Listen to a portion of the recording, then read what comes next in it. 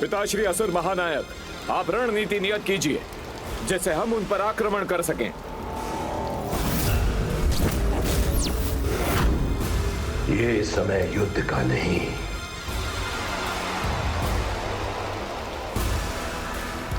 ये समय मेरे भोजन का है, जिसमें विलंब उचित नहीं।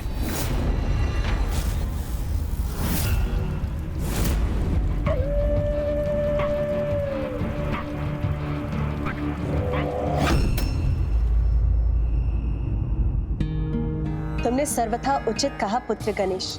भंडासुर को उसकी संकट की गंभीरता का आभास हो चुका है और ऐसे संकट काल में जीव जो भी चुनाव करता है वही उसके भविष्य की दिशा और दशा निर्धारित करती है। अब उसको इसका चुनाव करना होगा कि वो किसका पात्र बनेगा, मेरी क्षमा का अथवा मेरे दंड का।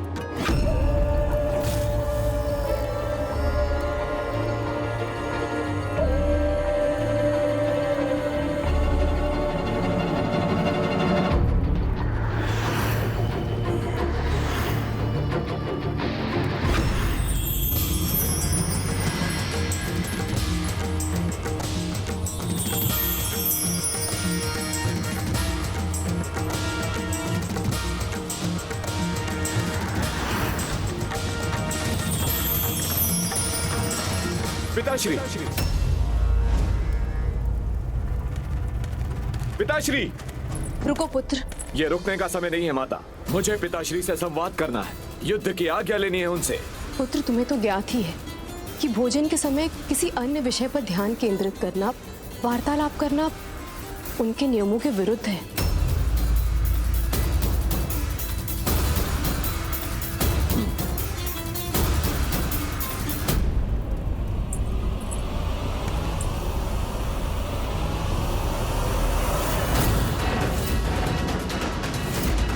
मेरे समक्ष बार बार वही दृश्य क्यों उत्पन्न हो रहा है?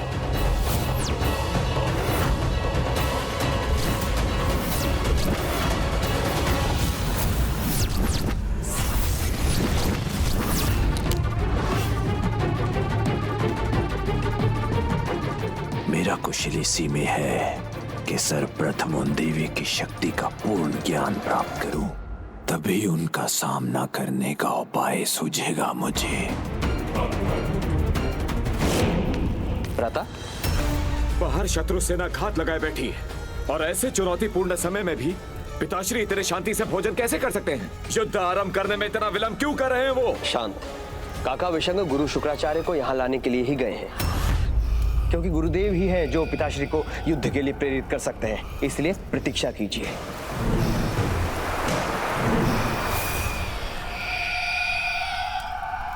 भोजन उपरांत आपका पान प्रस्तुत है असुरराज।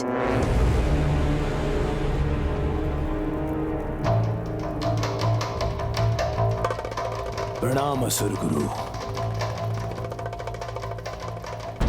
अभी आप ही के दर्शन की इच्छा थी मुझे। कदाचित तुम्हारा मन किसी दुविधा में है भंडासुर, और तुम्हें मेरे सुझाव की आवश्यकता है। हाँ गुरुदेव, मुझे अपने प्रश्नों का स्पष्ट उत्तर चाहिए। ये देवी मेरी शत्रु कौन है, कहां से आई है और कितनी शक्ति संपन्न है, और युद्ध भूमि में भी इतने शांत और सौम्य भाव से कैसे रह सकती है?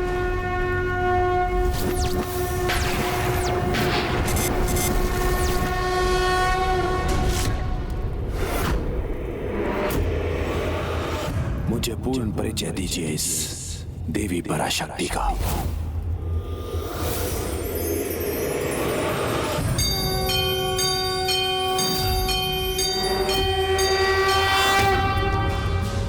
शांत कीजिए मेरी जिज्ञासा गुरुदेव। सबसे भिन्न, सबसे परे, सर्वथा अद्वितीय हैं वो, जो सर्वोच्च हैं, जिनकी शक्ति असीमित है, जो अनंत है। उनकी महिमा का गुणगान मैं अपने शब्दों में कैसे करूं भंडासुर? मात्र 105 ब्रह्मांडों पर अपना आधिपत्य स्थापित कर तुम महानतम असुर महानायक हो, तो उन देवी पराशक्ति की महानता का अनुमान करो, जिनकी सत्ता असंख्य ब्रह्मांडों में सहज स्थापित है। सर्वत्र व्याप्त अनंत चैतन्य की प्रत्यक्ष रूप है माता।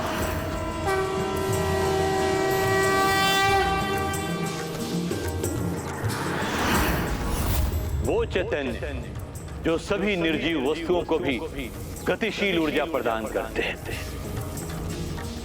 इसलिए माता पराशक्ति तो स्वयं वो प्राणवायु है जिनसे हमारा जीवन है, जीवन है, जीवन है।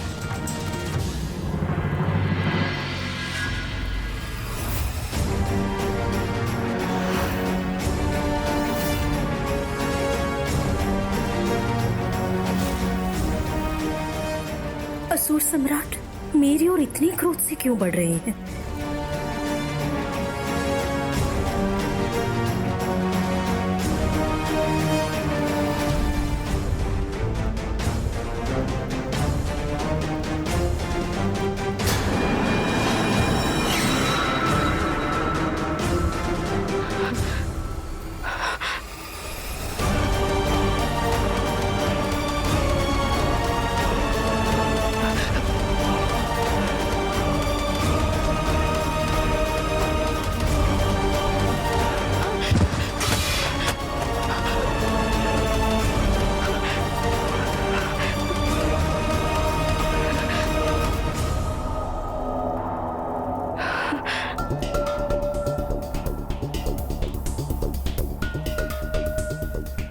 अर्थात गुरुदेव, इस पान को उठाने में मैंने जिस लघु शक्ति का प्रयोग किया, वो शक्ति भी क्या उन्हीं से है?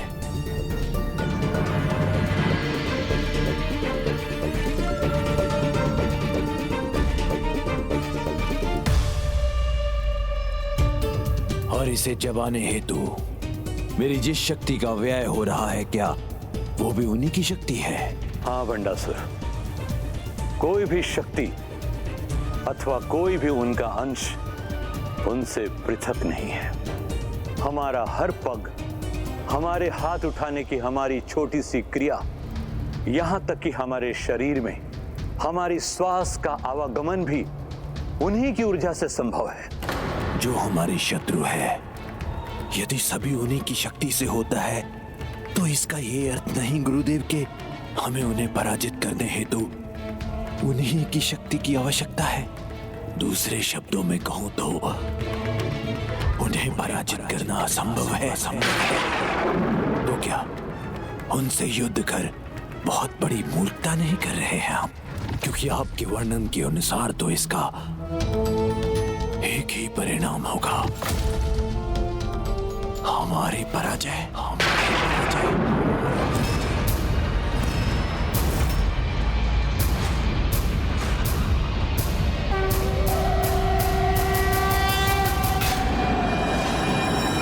जो स्वयं समस्त शक्ति की स्रोत है, उन्हें पराजित करना तो असंभव है, असंभव, असंभव है, असंभव है, असंभव।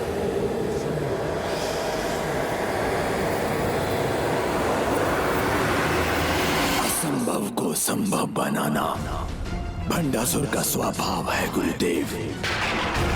जो अन्य कोई नहीं कर सका, उसे भंडासुर करेगा।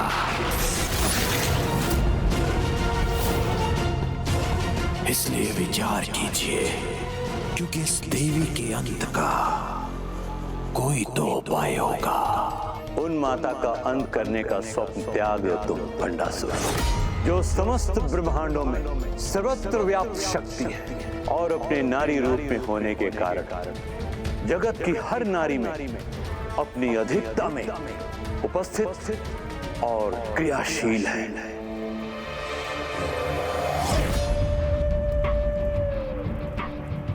अच्छा, तब तो वो देवी सुमोहिनी में भी होगी, जो अचानक मेरे पान उठाने भर से भयभीत होकर सिहर जाती है।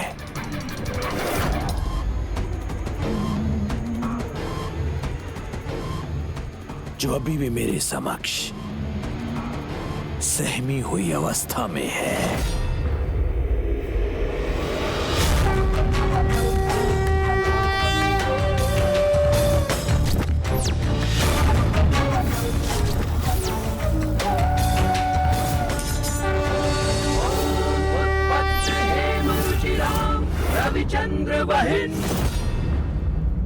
बताइए गुरुदेव, क्या वो देवी जो आपके अनुसार चैतन्य स्वरूपा है, वो देवी सुमोहिनी में भी व्याप्त है?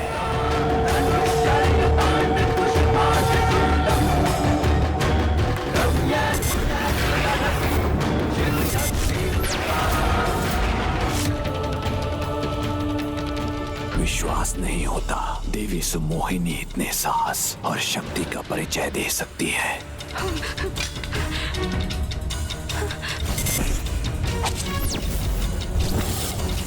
गुरुदेव, ये कैसी विचित्र घटना थी? इसका क्या कारण था? यह तो मात्र एक उदाहरण था कि माता सभी में है। किसी भी नारी में उसकी शक्ति अन्य सभी से अधिक क्रियाशील होती है। अर्थात ये प्रमाण है कि यदि वो चाहती तो देवी सुमोहिनी को माध्यम बनाकर तुम्हारा अंत यहीं कर सकती थी। अर्थात वो देवी किसी भी नारी के माध्यम से, देवी सुमोहिनी के माध्यम से भी अपनी इच्छा को प्रकट कर सकती है।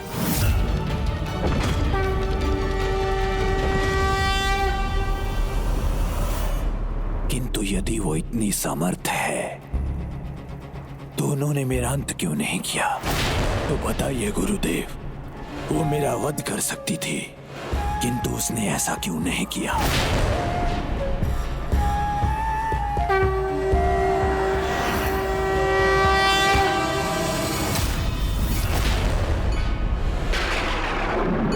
अपने प्रत्यक्ष रूप में माता पराशक्ति एक सुहागन है, इसीलिए किसी सुहागन से अधर्मपूर्ण आचरण करवाना उन्हें स्वीकार नहीं। और यहां भी तुम्हारी पत्नी की तुम्हारे प्रति अटूट निष्ठा का मान रखने हेतु उन्होंने देवी सुमोहिनी को अपना माध्यम नहीं बनाया। एक सुहागन होने के नाते यही माता का तत्व है और यही उनका मूल स्वभाव है। वो प्रभु महाशिव के प्रति निष्ठा से समर्पित है और प्रभु महाशिव उनके प्रति, जिनसे विवाह उपरांत ही माता ने अपना सिंहासन ग्रहण किया था। अपने पति प्रभु महाशिव के प्रति उनका स्नेह और समर्पण अतुलनीय है। मैंने कहा था ना, जो कोई संभव नहीं कर सकता उसे भंडासुर करेगा। मुझे इन देवी को पराजित करने का उपाय सूझ गया है गुरुदेव। उनकी महिमा का इतना बखान सुनकर भी, उनकी असीमित शक्ति का ज्ञान होने पर भी तुम ऐसा करने के लिए कैसे सोच सकते हो? विचार तो आप नहीं कर रहे गुरुदेव, क्योंकि स्वयं आपने ही तो मुझे उनकी पराजय का मूल मंत्र सुझाया है। मैंने तुम्हें क्या सुझाया भंडासुर? यही गुरुदेव, कि जो उनकी शक्ति है वही उनकी दुर्बलता है, अर्थात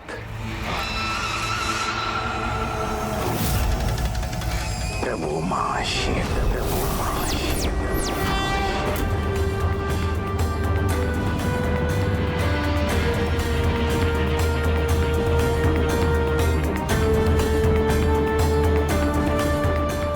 भंडासुर की कपट कल्पना यहाँ तक जा सकती है, इसकी कल्पना तो मैंने भी नहीं की थी।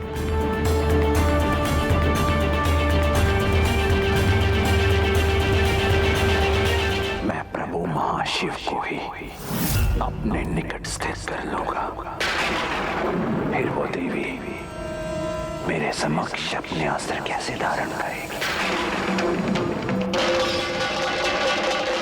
भंडासुर अपने कपट की सारी सीमाएं लांघकर वो मेरे विरुद्ध अपना कवच बनाकर महाशिव को लाने की रचना रच रहा है। धूर्तता की पराकाष्ठा है। भंडासुर के सिवाय ऐसा कुविचार भला किसके मन में उत्पन्न हो सकता है?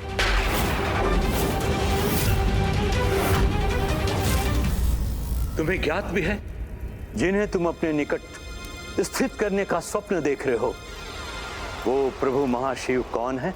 समस्त ब्रह्मांडों की चैतन्य ऊर्जा की प्रत्यक्ष नारी रूप माता पराशक्ति श्री माता ललिता है।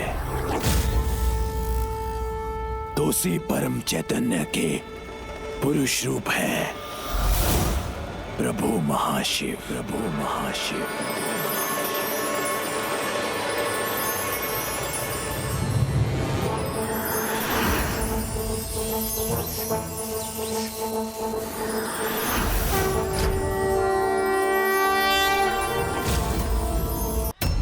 उन्हें यहां स्थित करोगे तुम? इतना सामर्थ्य है तुम में?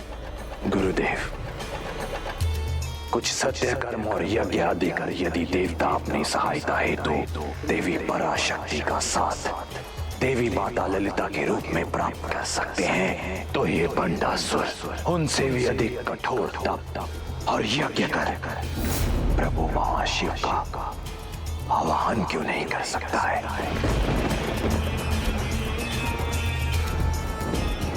युद्ध में विजय हेतु इतना तो चलता है। किंतु तुम ये कैसे करोगे भंडासुर? क्यों? मुझे भला कौन रोकेगा गुरुदेव? मुझे ज्ञात है तुम्हें रोकना अत्यंत कठिन है, क्योंकि असुर तुम्हारे अधीन है और देवता तुम्हारे प्रभाव से मुक्त नहीं। महादेव से वरदान प्राप्त किया था तुमने भंडासुर, इसलिए स्वयं ब्रह्मदेव, नारायण और महादेव भी तुम्हें रोकने का प्रयत्न नहीं करेंगे। किंतु क्या गुरुदेव? किंतु कोई है जो तब भी तुम्हारे मार्ग में विघ्न उत्पन्न कर सकते हैं। कौन गुरुदेव? कौन है वो? वही जो विघ्न हरता भी है तो विघ्न करता भी। वही श्री गणेश जो तुम्हारे जन्मदाता है, और वही तुम्हारे अंत हेतु सर्वाधिक आतुर भी होंगे।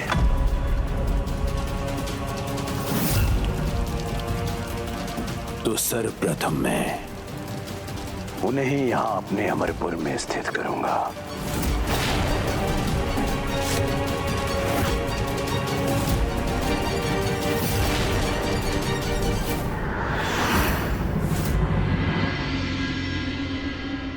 प्रभु महाशिव का साथ पाने की अपनी कपट योजना की सफलता हेतु अब वो सर्वप्रथम अपने सभी विघ्न मिटाने के लिए तुम्हारा समर्थन प्राप्त करने का प्रयास कर रहा है, विघ्नहर्ता गणेश।